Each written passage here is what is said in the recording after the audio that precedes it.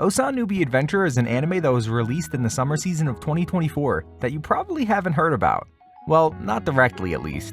If you're anything like me and see a little sprinkle, a little touch of anime content in your feed, then you've probably seen a video like this. Level 3 nature magic! Flame eliminate! That's it!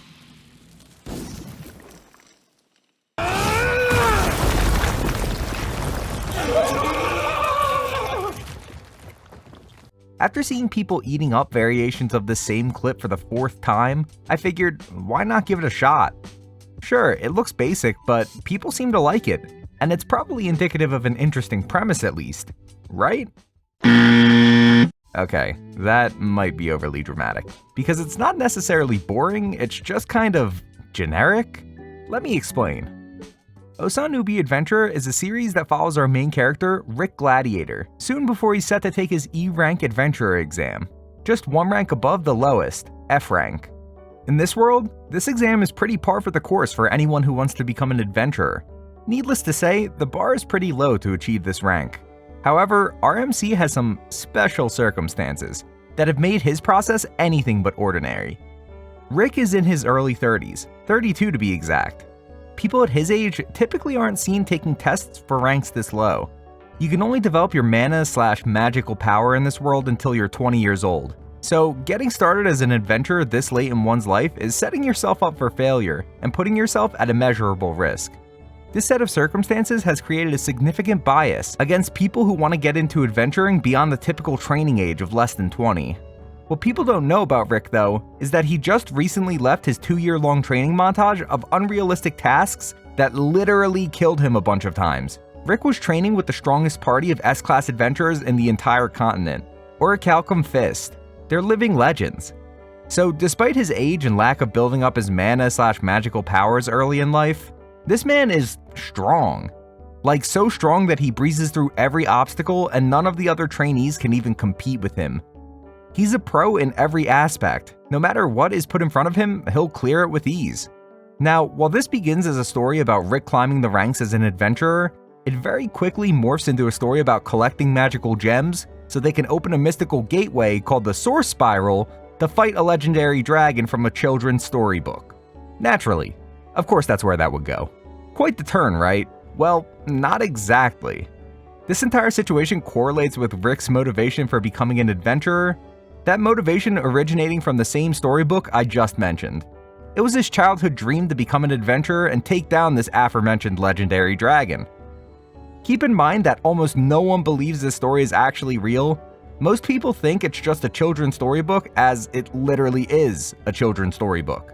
Unfortunately for Rick, instead of going on an adventure to fight a dragon and save the world, he instead fell into the mystical world of office employees, working at a guild branch as a receptionist until his early 30s. And that is basically the gist of Ossan Newbie Adventurer. While it doesn't sound like an awful concept on paper, there are a few issues that greatly impact the enjoyability of the show as a whole. The first of these issues being that our MC doesn't know how strong he is, at least in the beginning, and to be frank, I hate this trope. Characters who are super OP and can crush any test or evil dude that's put in front of them, but are like, what a coincidence, how could this be? I must be super lucky. Like, be so for real right now. You're telling me you blow the side off of a building and don't think you're at least a bit strong?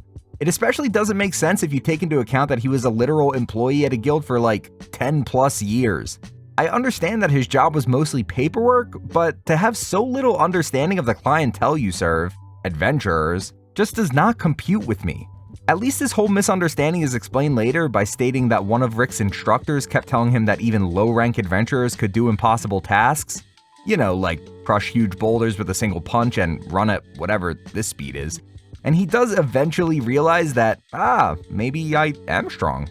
But like, look, I get it, gaslight gatekeep girl boss, or whatever you want to do. But it took a few episodes too long for him to realize how strong he actually is. Moving on, another issue I have with this show is its messaging. Before you throw me in the gulag, let me start by saying I truly do like and appreciate the concept of going back to do what you want to do as a child. It's kind of a different perspective on the whole I'm gonna follow my dream and be the best trope that 9 out of 10 of these high fantasy storylines follow. There's different factors at play when you have to circle back to do something you've always wanted to do. You've lived different experiences, and your shift in perspective as you age can truly be a benefit or a detriment to your journey, making for an overall more interesting and unique viewing experience. But the fact is that the message trying to be conveyed is kind of squandered here. After the initial drama of the E-rank exam where everyone is judging him to his face, calling him old and weak, you come to the realization that most people don't really care how old Rick is. It isn't really a problem for him beyond surface level judgments made by people who have never interacted with him before. If you're an adventurer and aren't actively being examined in a test-like context, then people aren't really on your ass about how old you are. After the initial examination debacle, people really start focusing on how strong he is, while sometimes joking that he looks old before he actually starts doing any kind of fighting. So this relatively unique concept of him facing adversity and discrimination due to his age is kind of watered down into nothing eventually. Now look, it's not like there was a promise made to us that this would be the only thing the show has to offer, but when you sell a show on a somewhat original idea, and then immediately make it take a back seat so your series can fall in line with every other typical fantasy show, it doesn't exactly make for a cohesive watching experience. In fact, it leaves you with an experience that's overwhelmingly generic and forgettable by the end.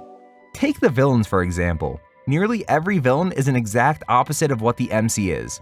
Every villain shows up, is incredibly talented from the jump, but never strong enough to actually be a threat to the MC or his party, and looks down on people who have had to work hard for their power. It really gets stale after the third person with the same personality.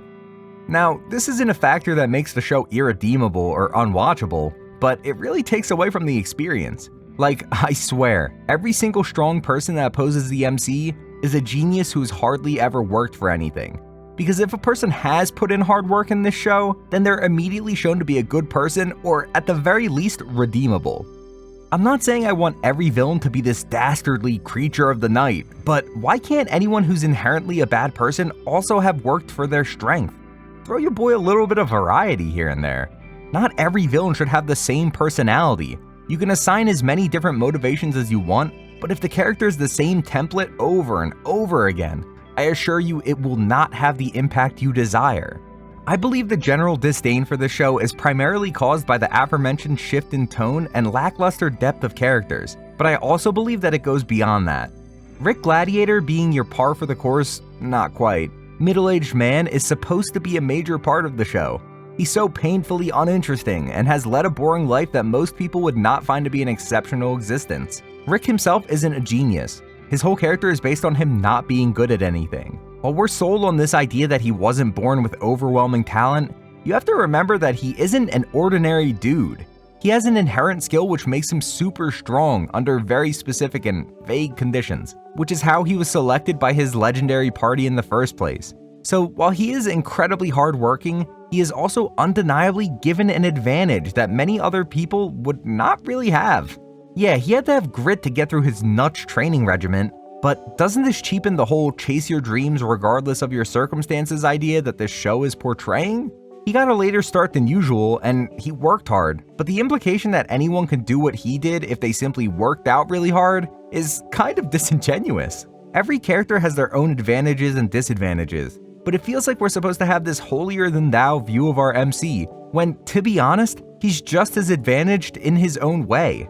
While all of this may be valid critique of Ossan Newbie Adventurer, I'd like to highlight this comment.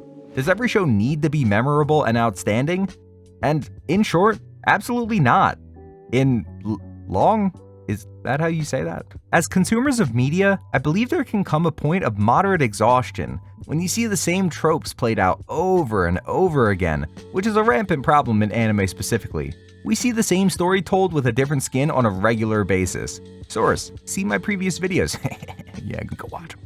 However, I don't think that every show has to be this mind-blowing, perspective-shifting experience. It's okay for a show or series to not be memorable or outstanding. As a matter of fact, there's a certain charm to media that's not any of these things. When a show's unabashedly itself, with effort put into it, but not trying to pander to anyone's sense of what's good, that can be its own valuable experience. Or maybe it just helps you with trivia at an anime convention 5 years from now.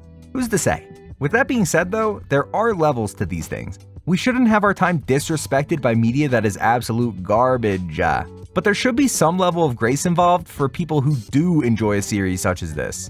So is Ossan Newbie Adventurer garbage that you shouldn't even consider watching? No. It's generic and can be a little boring, but there are much worse things out there. Sword Art Online. But is it going to be an experience that's outstanding and memorable? In my opinion, most definitely not. It has a nice and relevant overarching message that can undoubtedly relate to a lot of people. But beyond that initial introduction of said message, it falls flat in almost every other aspect. Hello! I've returned from the real world and am ready to yap. Let me know what you thought of this video in the comments down below. If you enjoyed it, maybe consider dropping a sub. I'm planning on posting on a more regular, non-2-year gap basis from now on. That's all I've got for right now though, so thank you for watching and have a great day. Had too much bazongas, by the way. Most of the budget definitely went towards these physics. What the? Oh my god, Jesus Christ. What is wrong with you people?